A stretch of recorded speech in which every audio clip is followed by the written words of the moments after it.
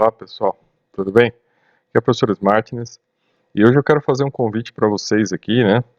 Nós temos um grupo de pesquisa aqui na nossa universidade, né?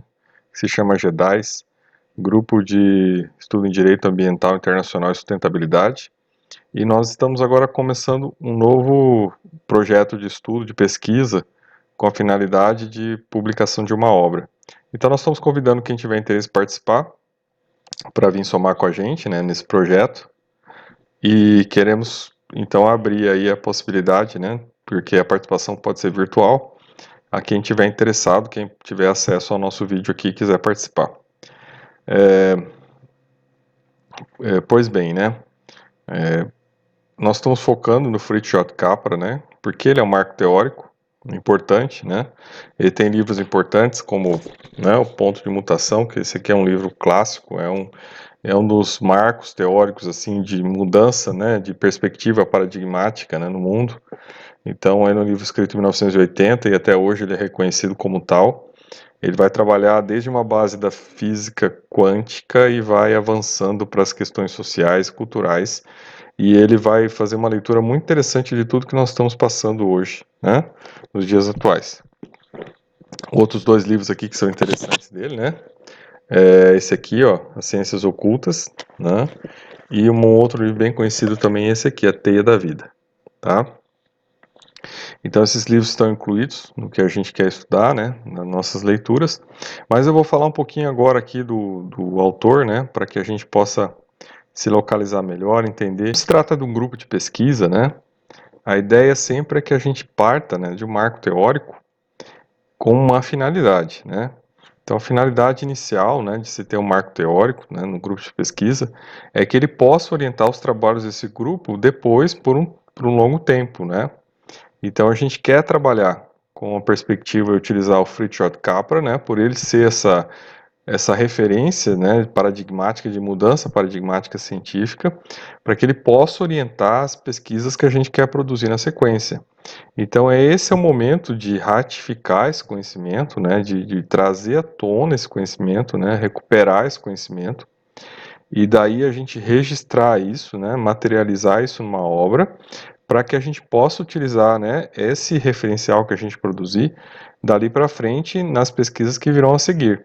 Então, essa é a ideia metodológica de se trabalhar com esse autor, tá? Só para maior entendimento, assim, de por que escolher um autor, né?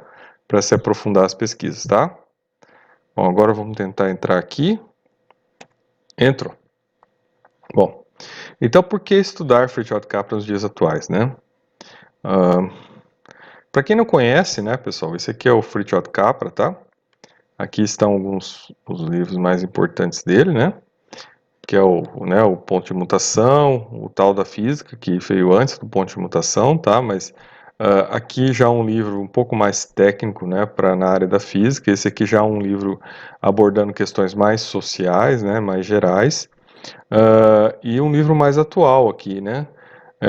Um olhar sobre os sistemas da vida. É um livro mais atual, a gente não colocou nesse momento de estudo, ele poderá vir no momento futuro, né? Mas quem é Fritjof Capra, né? Ele é um físico teórico com doutorado pela Universidade de Viena. Um adendo importante aqui sobre a Universidade de Viena, né, é que ela tem, e ela sempre teve na sua história, né, um papel muito importante na formação das maiores mentes, né, de pensamento, principalmente envolvidas com a área do direito, tá? Então, perpassa por Kelsen, tá? Que é um grande pensador, talvez a base, né, da modernidade do direito. Chega a Hayek, né, que era um economista, mas também formado em direito, que tem toda a fundamentação do direito libertário, né, tem a fundamentação toda das criptomoedas, né, ele escreveu sobre criptomoedas muito antes de existirem as criptomoedas, né, e perpassa também por Freud, né, e o Freud, criador da psicanálise, né, em todos os momentos ele trabalhava com a questão da individualidade, né, da estruturação da individualidade. E isso é uma característica, né, do desenvolvimento da Universidade de Viena. Então, quando você chega na Universidade de Viena, a primeira coisa que você vê na entrada principal é um hall dos prêmios Nobel da universidade, né? Todos aqueles que ganharam o prêmio Nobel. Então você tem um hall ali de pessoas. E aí tem uma imagem, assim, com um asterisco, né? Uma interrogação, desculpe, dizendo assim, o próximo vai ser você? Então isso é uma coisa bem interessante, né? Você estudar numa universidade onde se busca aprofundamento do conhecimento. Eu acho que isso é muito importante, né? Então a gente tem que buscar as bases. Buscar as bases é buscar os marcos teóricos, né? Então a gente sabe, está olhando aqui quem é Fritjof Capra, né? Aonde ele estudou, né? Qual é a influência dele, né? Então ele estudou na Universidade de Viena. Ele tem essa base, né? Apesar de ter feito um doutorado em física, né, teórica, ele tem essa base. Ele é um professor, um escritor, né, com todos esses livros conhecidos, aonde ele partiu, né, nos primeiros livros, né, no tal da física, principalmente para falar sobre física quântica, né, e aí já entrando numa questão mais orientalista, né, para falar do taoísmo, né, usando o tal da física para falar sobre taoísmo, e aí correlacionando, né, a questão da espiritualidade, principalmente do orientalismo, né, de toda a construção do pensamento orientalista com a física quântica, né, com as perspectivas que a física quântica trouxe. E a partir do momento que ela trouxe essas perspectivas, ela permitiu explicar muita coisa que já existia no orientalismo e era considerada enquanto crença.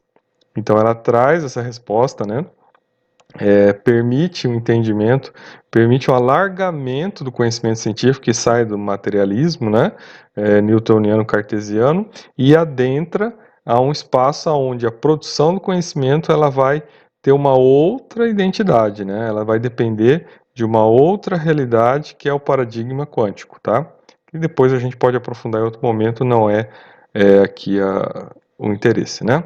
Mas voltando aqui então, a gente sabe, então, que ele vai partir dessa ideia da física quântica, né, enquanto precursor desse postulado, e claro que ele vai, né, ter contato com esses grandes pesquisadores na Universidade de Viena, né, e daí, claro, ele vai chegar, né, às obras que ele tem, que são as mais conhecidas, principalmente o ponto de mutação, que é onde ele enfoca, né, e trabalha com essa questão da mudança do paradigma tradicional da ciência, né, para uma visão sistêmica, orgânica e transdisciplinar, né. Então deixou de ser um conhecimento compartimentado, né, separado, encastelado, né, em disciplinas, e passou a ser um conhecimento que é sistêmico, orgânico, né, porque é um conhecimento que tem vida, que avança, que se constrói, que se modifica, né, que adquire novas possibilidades conforme vai avançando.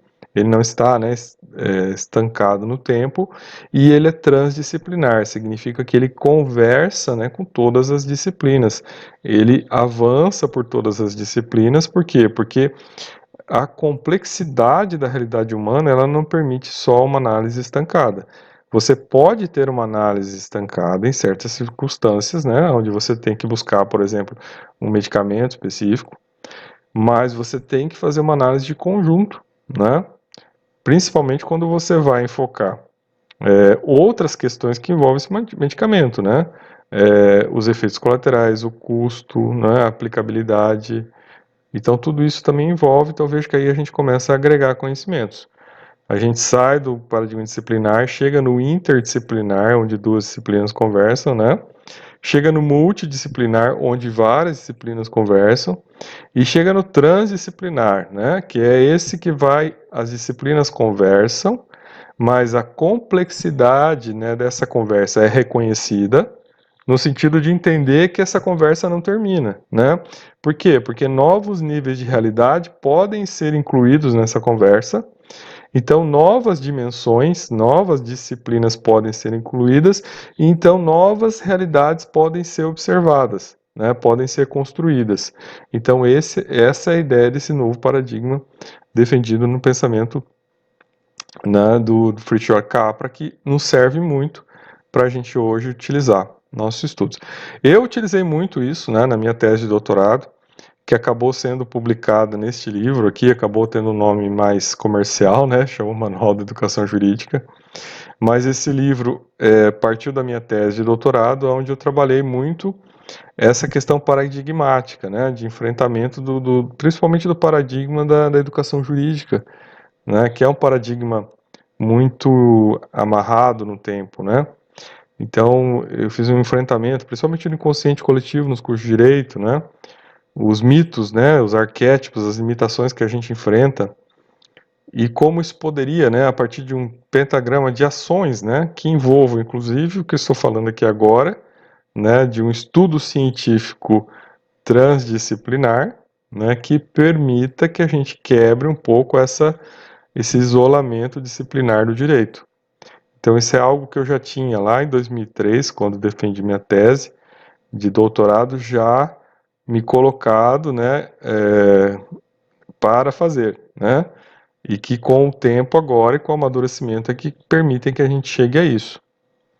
Naquela época, né, os marcos teóricos utilizados foram esses, né, foi o Boaventura de Souza Santos, um pesquisador que continua aí ativo, né, continua pesquisando nas ciências sociais. Ele é uma referência na Universidade de Coimbra, tá? Ele tem o SES lá, Centro de Estudos Sociais. Ele pesquisa várias questões, incluindo, né, questões ambientais, que é as questões que nos interessam aqui, né, questões culturais, questões de integração do conhecimento jurídico.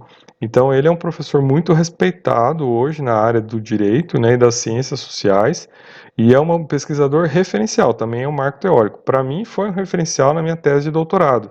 E ele, né, me ajudou muito no encaminhamento dessa leitura que eu fui fazer do ensino jurídico e para onde o ensino jurídico deveria ir com o tempo. Carl Gustav Jung, né, que é o discípulo, o grande discípulo do Freud, né, da psicanálise, e que veio trazer a noção do inconsciente coletivo, dos arquétipos, né, de como há estruturações inconscientes, né, que estão na nossa cultura e nós temos aquilo, recebemos aquilo de uma maneira posta, né, porque ela nos antecede, e como nós às vezes não percebemos que essas estruturas existem, né, recebemos essas estruturas e não sabemos lidar com elas, né? Principalmente quando nós começamos a ter algumas mudanças factuais que colocam essas estruturas em xeque, né? Então isso é uma coisa interessante e o Carl Gustav Jung realmente foi um marco teórico meu e depois eu descobri, né? Mais à frente no tempo eu fui descobrir que ele também era um marco teórico do Fritjof Capra. Então vejo que há uma interligação aí de ideias muito interessante, né? Edgar Morin, um educador francês, né, muito conhecido, que pesquisa a ideia da construção da educação transdisciplinar a partir de uma visão complexa, né, do fenômeno jurídico pela sua complexidade. Então, Edgar Morin também foi um marco teórico muito importante na minha tese que eu trouxe, né, porque ele faz essa leitura, né, faz essa leitura da complexidade desse mundo, desse paradigma que nasce lá na física quântica. O próprio Fritjof Capra, né, foi meu marco teórico, eu utilizei na tese, então ele vem dar esse embasamento para que a gente possa, né, tentar chegar a uma possibilidade de construção de um conhecimento, né, mais adequada à realidade, às demandas atuais. E por último, Paulo Freire, né, que naquele momento histórico ele era totalmente aceito. Hoje existe todo um movimento, principalmente de algumas linhas, né, mais extremadas à direita do pensamento, que são contra, né, as posturas e as teorias de Paulo Freire, né? Então, claro, a gente não vai entrar nessa discussão aqui, mas Paulo Freire tem uma importância, sim, no pensamento educacional brasileiro, né? Eu tenho, além dele ser um marco teórico da minha tese de doutorado, eu também tenho uma pós-graduação e tenho a minha conclusão, né, a minha monografia de conclusão da pós-graduação foi baseada em Paulo Freire, né? O estudo da aplicabilidade do pensamento de Paulo Freire na educação jurídica, né? Principalmente no enfrentamento da educação bancária, né? Então, assim, se você quer negar o pensamento de Paulo Freire, você me diga, né, e prove que não existe educação bancária, né? A primeira coisa é essa. Primeiro, estude, né? Estude bastante, entenda o pensamento de Paulo Freire, né? Não entre no negacionismo só porque a sua patota, né, não concorda, né? E você por isso não concorda, não. Estude, entenda o pensamento do autor, entenda que sempre no conhecimento humano, né, sempre vão ter coisas boas e coisas ruins, né? Todo pesquisador vai produzir durante a sua vida acadêmica conhecimentos que são úteis, relevantes e outros que talvez não sejam, né? E que todo extremismo, né, em relação a qualquer tipo de conhecimento, na verdade, é uma neurose, uma patologia, né, dos extremos, como já dizia Freud. Então a gente, a partir daí, já começa a fazer um diagnóstico sintomático, né? Mas o importante aqui, que é o que mais nos interessa aqui, né, é ver que há um fundamento aqui para onde a gente está caminhando, né?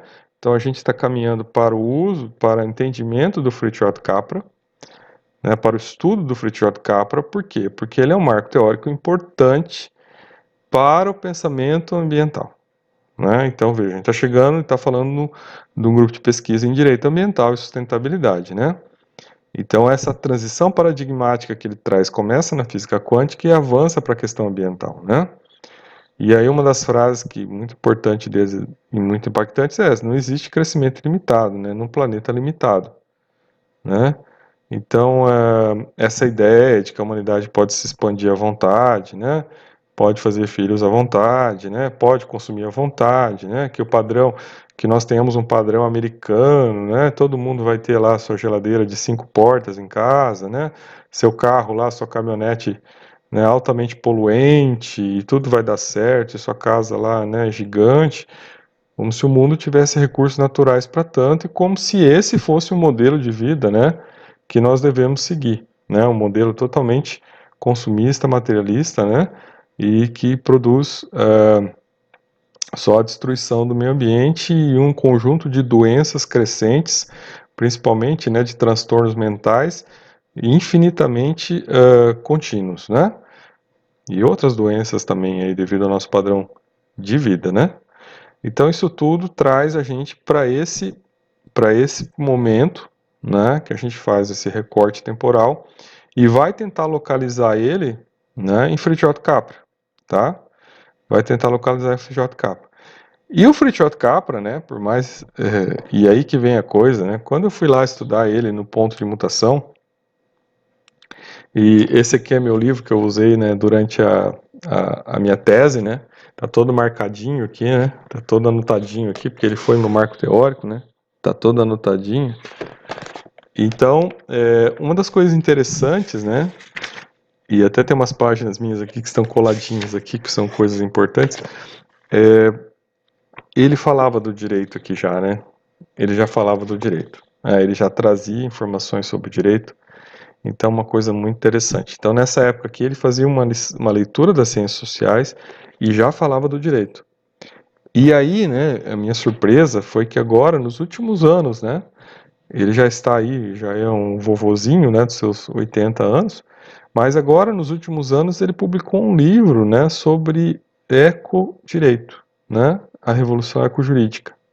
O direito sistêmico em sintonia com a natureza e a comunidade. Então, para mim foi uma surpresa quando veio esse livro, né? Já assim que saiu no Brasil, eu já fui, já adquiri. E ele demonstra, né, que o autor tem uma versatilidade, né? Ele tem uma mente poliédrica, né? São aquelas mentes que têm conseguem analisar vários pontos de vista de várias disciplinas, né? De várias leituras. Então ele conseguiu sair da física, chegar ao direito, né, e trazer um livro especificamente sobre o papel do direito, né, nesse mundo em construção, né? Então, é muito interessante isso, até para a gente enfrentar um pouco aquelas ideias nihilistas, né, de final de história, né, que a história acabou, né, chegamos ao fim da história, e de que é isso, né, é isso que nós temos. Não, na verdade não é isso, né, a gente sabe, saiu uns estudos que até publiquei um vídeo, de que até 2100, né, as coisas vão mudar bastante, quer dizer, a população aumenta ainda, né, mas ela aumenta e já começa a cair até 2100, né, ela bate no pico e ela começa a cair, né, isso em condições normais, temperatura e pressão, né, se houver outros, né, problemas, né, mundiais que possam, né, principalmente de câmbio climático ou outras mudanças aí que a gente nem sabe o que pode ser, né, incluindo guerras, né, pestes, essa situação pode se modificar muito rapidamente, né? Então não tem nada muito assentado que possa, né, nos garantir uma certeza, né, de que chegamos ao que é, né? Não chegamos ao que é, nós estamos numa fase de transição, essa humanidade ainda vai crescer, mas ela vai diminuir. E a tendência é que, né, depois de 2100, mais à frente ela ainda diminua mais, né? Ela adentra um novo paradigma, né, de existência da humanidade, né? E quiçá em muito mais equilíbrio, né, com, né, o meio, com a biosfera, né? Uma vida muito mais equilibrada do que nós temos hoje, né? Onde o crescimento é a meta, né?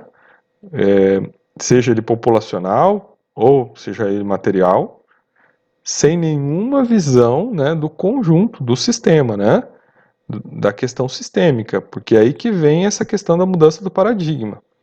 Nós estamos imersos num sistema, né? E a partir do momento que esse sistema não é observado, você faz uma intervenção aqui, você mexe no todo, né? Então, esse é né, uma característica do que é sistema. E é uma mudança de percepção, por quê? Porque a partir dali a gente começa a entender, né, que a nossa interferência, né, que a nossa pegada, ela vem, né, para mexer no sistema e também, em certa medida, quando nós mudamos as nossas pegadas, elas também permitem que esse sistema se regenere, né? Que nós façamos uma redução do impacto, que nós possamos aumentar a sustentabilidade, né? E permitir que esse sistema, né, essa biosfera continue equilibrada. Então isso é um pensamento bem mais avançado do que está hoje, né? Bem mais avançado.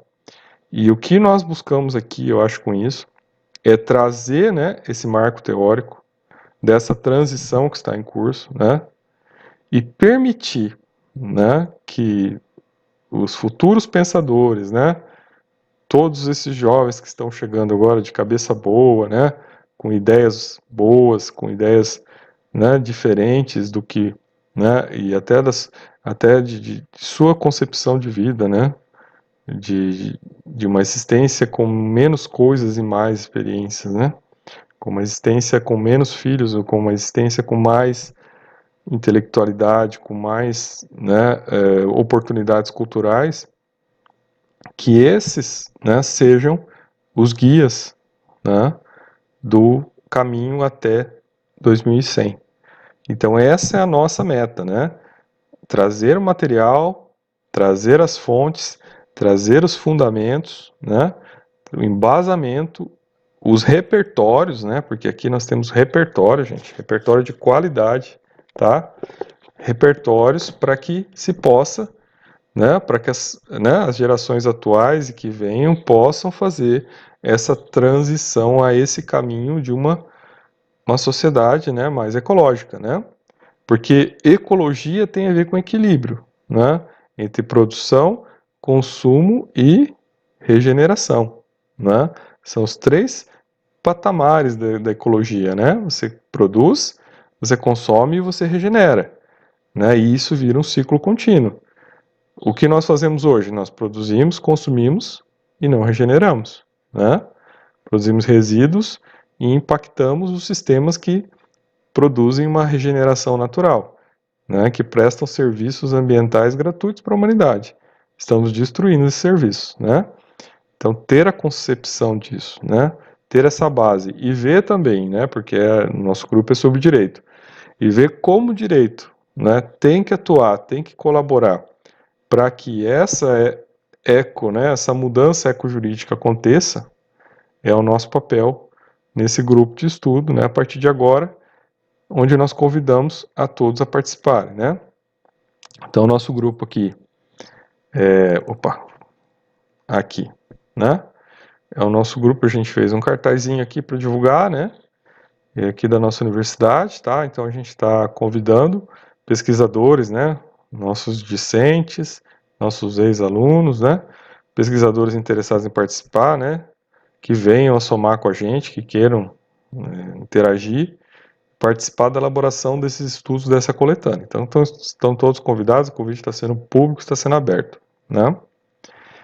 E aí, o que nós pretendemos? Quais resultados que nós pretendemos, né? Então, nossa meta está em trabalhar, né, com 4 obras do Fritjof Capra, né, a priori são essas 4, se a gente depois, durante o caminho, ver que elas são necessárias outras obras, nós podemos, né, colocar o tal da física, podemos colocar os sistemas, né, a visão dos sistemas da vida, mas por enquanto são essas 4. Então, o ponto de mutação, a teia da vida, as conexões ocultas e a revolução ecojurídica, né? Então, mais ou menos nessa ordem aí de estudo que a gente quer fazer. Cada pesquisador, né, vai lendo e vai escolhendo uma perspectiva da obra do Capra, para ele fazer a sua resenha dirigida a determinado assunto de sua obra, né? Então ele pega lá um foco que ele acha interessante e aí ele vai trabalhando esse foco nas obras todas do Capra, né? Porque com certeza esses focos vão se repetindo, né? Claro que não podem ser focos muito fechados do direito, mas podem ser focos um pouco mais abertos, que relacionem, né, a questão da ética do direito, né, e da questão do ambientalismo. Aí no final nós vamos compilar essas resenhas, revisar as resenhas, né, e publicaremos uma coletânea numa obra coletiva, né. Qualquer pessoa interessada pode participar, né, o grupo de pesquisa ele aceita, né, participação de pesquisadores externos, né, então pode vir formalizar a participação. Se não quiser formalizar a participação também é só participar na coletânea, né? Mas o que a gente quer também é fomentar o debate, né? Permitir a formação dos repertórios, né? Repertórios são elementos essenciais para que a gente possa ter, né, no nosso cérebro sinapses que nos permitam pensar de maneiras diferentes, né? Se nós só temos repertórios do que nos é vendido, né? Principalmente no país de terceiro mundo, né? Quando nós só compramos aquilo que vem enlatado, mastigado e direcionado, né? Nós estamos muito limitados, né, em potencialidades, né, e incapacidades de entender a realidade e produzir conhecimentos úteis a essa realidade, né? Então a gente está partindo do marco teórico que é reconhecido internacionalmente para que a gente possa, tendo essa base, né, produzir conhecimentos a partir dela e posteriormente a ela, né? Porque o conhecimento, a ciência se faz por correntes. Então a gente vai agregando conhecimento a partir do momento que a gente tem um repertório de um determinado momento, né? A gente adquiriu aquele repertório e ele vai nos servir de base para os caminhos e os pontos que a gente quer construir a seguir, né? Para os avanços que a gente quer dar no passo seguinte. Então, isso é importante a gente ter. Então, fica aqui o chamado, né, o convite para quem tiver interesse em participar com a gente, né, em fazer essa pesquisa, né, estamos aí abertos, né, a ideia é somar pessoas que tenham, né, vocação, que estejam dispostas a aprender, né, a estudar, a participar e a escrever, né, que queiram escrever, que queiram, né, trazer uma perspectiva interessante, né, fixar uma linha de pensamento né, sobre esse marco teórico, para que depois outras pessoas que queiram fazer outras pesquisas façam a leitura, né, desse material produzido e a partir dali, então, produzam mais outros conhecimentos que vão surgir a partir dali, né. Então, acho que é isso, pessoal, fica o convite, tá? Se tiverem interessados, estamos aí disponíveis, só falar com a gente, manda um e-mail aí, e vamos aí construir, né, um conhecimento um pouco mais amplo, colaborar um pouco mais para que a gente tenha, né, um resultado científico mais interessante, tá bom? Sou o professor Martins, e aí até nosso próximo encontro, hein?